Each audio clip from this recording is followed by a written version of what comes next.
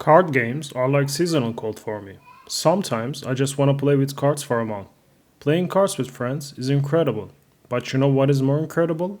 After a hard day at work, sitting in front of your PC and not communicating with anyone except your cat, and playing 5 hours of single player roguelike games. Believe me, I am experienced. The original Monster Train, for me, was one of my go-to single player card games, next to Slay the Spire and Vault of the Void. I have played it almost for like 30 hours, but to be honest, after Ballet 4 came out, I didn't think about going back to these games. When Monster Train 2 was announced, I was excited. I was really curious and how the devs improved on the formula and added new gameplay elements. The new deck's going to be. On May 21st, the game was launched, and it was included with the Battle Pass. So I downloaded the game and hopped in, and played it 5 to 6 hours straight. And I was disappointed. Yes, the game was fun and all, but it was the same game I have played for hours. And the next day I didn't just want to play it anymore and just quit it. Time has passed, and in June my life was changing rather rapidly. I was going to move to a new house, but my new house didn't have any internet connection. So I had to download some games that I could play offline while I was figuring out the internet situation. While searching for the games to play, I saw the Monster Train and said, let's try this again. After I settled into my new home, I started to play the game. After playing the game for about 2 more hours, something finally clicked, and it had me keep playing it. So, before I say my final thought about the game, I would like to explain the game loop and how it comes together. It is a roguelike game where you build your deck every run and kill the last boss of the game. After the run, you get experience and unlock new cards, decks, and Pyre Hearts. Pyre Hearts are a new feature that basically adds a bonus to your run. For example, allowing you to copy cards at the shops, making you get more money, etc. etc. I have strong opinions about the Pyre Hearts. I don't understand why the story of the game progresses after you unlock new Pyre Hearts. It's really frustrating and unfun to unlock them.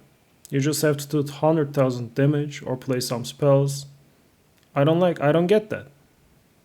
After a while, you play to unlock all of Pyre Hearts, which is really a missed design choice by the devs in my opinion. It would be so much cooler to play a specific scenario for the heart, and which progresses the story and gives you really cool rewards.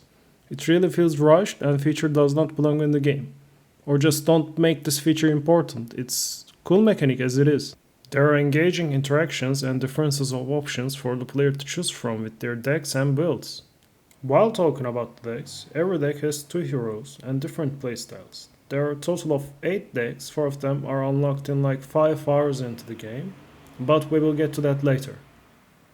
I want to talk about the new decks. Monster Train 1 decks were really fun and well thought of, so devs had a hard job to top the first decks. I will not talk about every deck and builds individually, but I think they did a good job.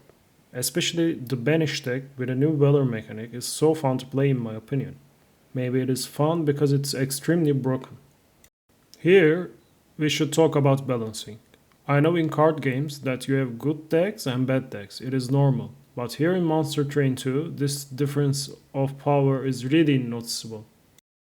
There are cards that basically guarantee your victory in a run, and there are cards that I would never pick in any scenario whatsoever, and there are decks that I would not play.